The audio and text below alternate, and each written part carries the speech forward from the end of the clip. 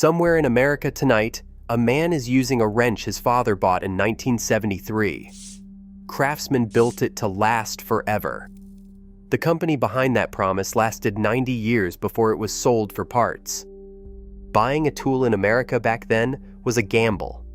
Hardware stores stocked whatever manufacturers could ship. Quality varied wildly. A wrench bought in Ohio might last a decade. The same wrench bought in Pennsylvania might snap in a month. There was no standard. There was no guarantee. There was no trust. The mechanic, the farmer, the man who built things with his hands, these people needed tools that worked every single day without failure. The market was not giving them that. Sears, Roebuck & Company saw the gap. By 1927, it was already the most powerful retailer in America. Its catalog reached every farmhouse, every small town, every corner of the country. A physical store could not. That year, a man named Arthur Barrows, head of the Sears hardware department, paid $500 to a small Pennsylvania outfit called the Moran Craftsman Tool Company for the rights to a name, which is roughly $9,000 in 2024 money. It would become the single most profitable $500 transaction in the history of American retail. The name was not accidental. It did not promise cheapness. It did not promise convenience. It promised the identity of the person holding it. A craftsman. Someone serious, someone who built things, someone whose tools needed to be worthy of the work. The first Craftsman tools were saws. The early customers were farmers. Sears did not manufacture them. Sears specified them. Suppliers across New Britain, Connecticut, and Springfield, Illinois made the steel. Sears put the name on it and demanded a standard no competitor had matched. But it was Barrows' successor, a man named Tom Dunlap, who saw what the brand could really become. America was buying cars. Every household that owned one needed tools, not farm tools, but mechanics' tools. Tools that had to grip chrome nuts in tight engine bays. Dunlap ordered chrome plating. Barrows had thought it unnecessary. Dunlap did it anyway. Sales of the chrome-plated line jumped 6 times in a single year. In 1932, Craftsman released the first wrench made of vanadium steel, 50% thinner and 200% stronger than anything that came before it. For a farmer, that was interesting. For a mechanic working in a tight engine bay, it was everything. The Craftsman brand had found its customer. From there, the brand never stopped growing. Craftsman lawnmowers appeared in 1934. The first power mower came in 1948. The first riding mower arrived in 1953.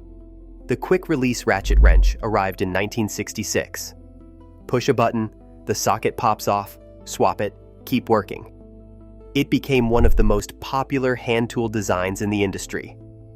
Between 1965 and 1989, Craftsman sold 400 million screwdrivers, 44 million pliers, and 23 million adjustable wrenches. Think about how many garages, how many kitchen drawers, how many tool belts those went into. Think about how many fathers handed them down to their sons. By the 1980s, Craftsman was generating over $1 billion in annual revenue for Sears. Not the most expensive tool brand, not the most prestigious among professionals, the most trusted among the people who actually use tools every day. And behind all of it, stitched into every single purchase, was that one clause, the Craftsman lifetime warranty. The language, put in writing for decades by Sears Vice President David Figler, was this: if for any reason your Craftsman hand tool ever fails to provide complete satisfaction, return it to any Sears store or other Craftsman outlet in the United States for free repair or replacement.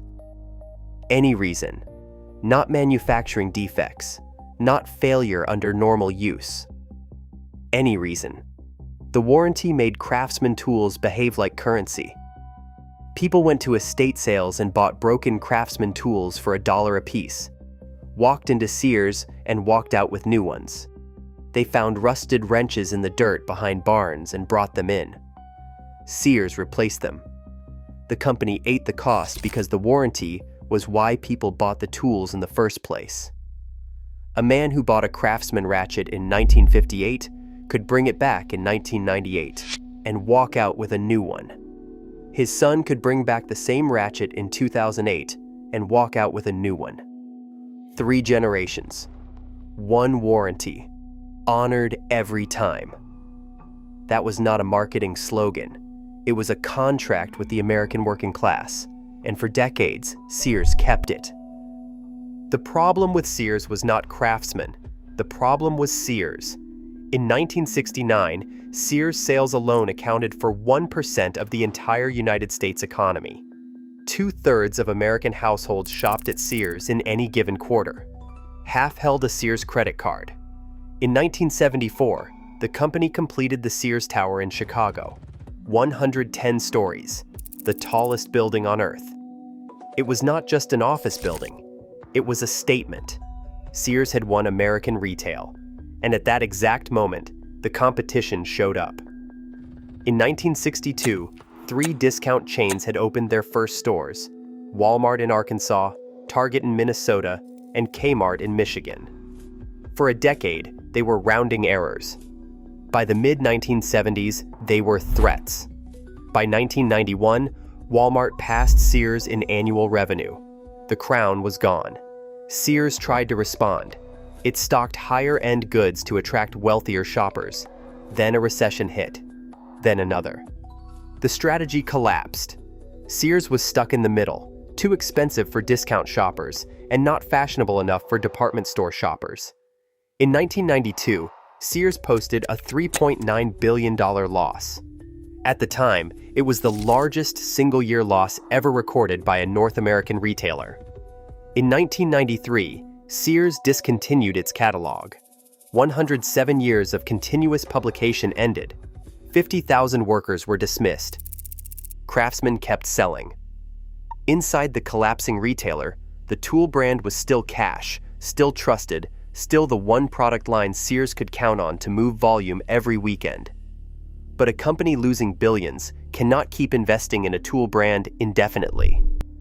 In 2004, a hedge fund manager named Eddie Lampert engineered the merger of Sears and Kmart. He had bought Kmart out of bankruptcy 2 years earlier.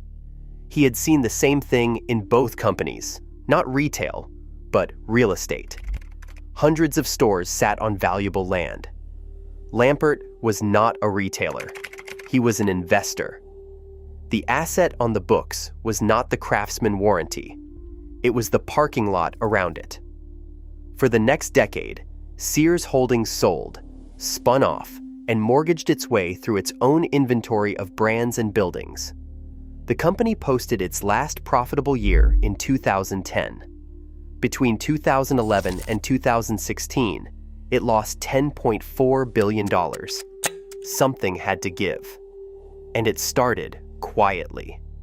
Beginning around 2010, the manufacturers Sears had contracted with for decades began moving production overseas.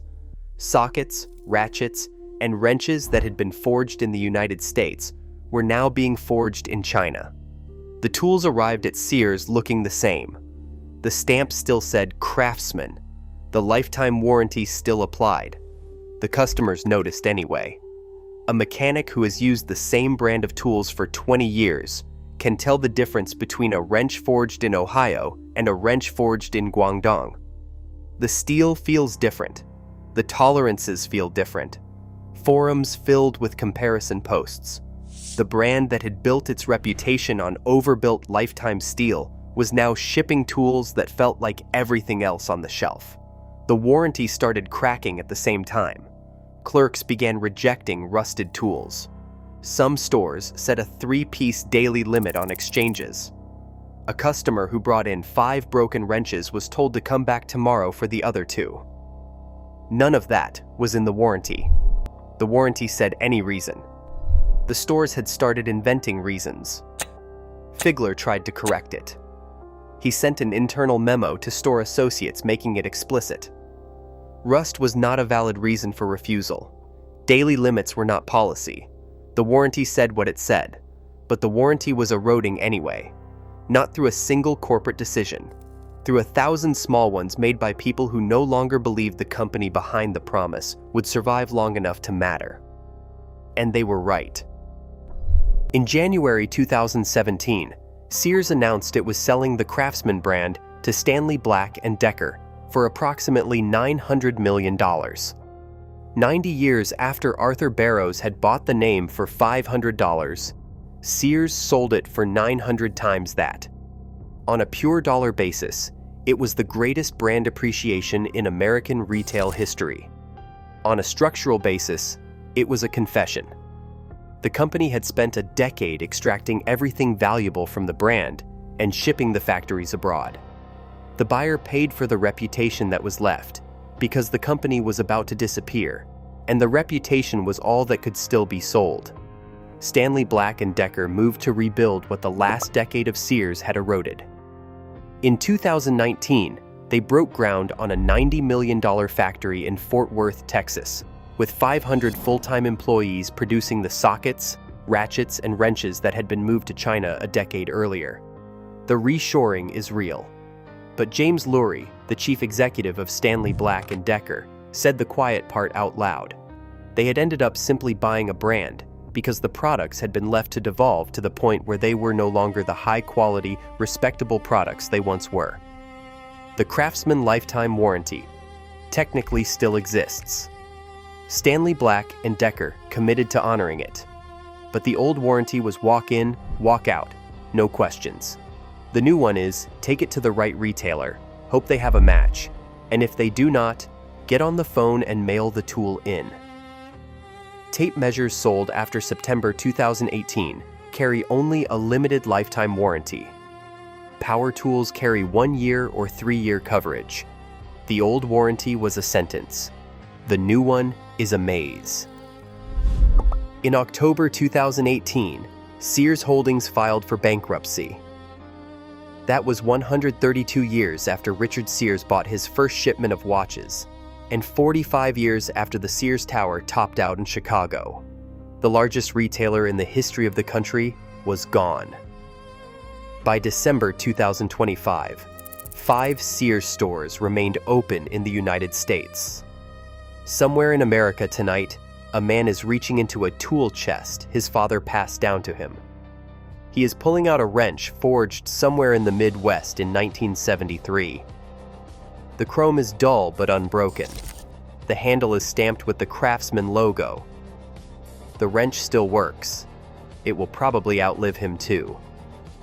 That wrench is the last piece of the company Sears built. Not the factory in Fort Worth. Not the box on the shelf at Lowe's. Not the logo on the package. The old tool in the old hand, doing the old job exactly the way it was meant to. You do not lose a brand built on trust in a bankruptcy court. You lose it one small decision at a time across 30 years, until the name on the steel means something different than it used to. And nobody who remembers the difference is left in the building. The saw must go to the tree. The tool must outlast the company that made it. Craftsman built tools that did exactly that. The company itself was less durable.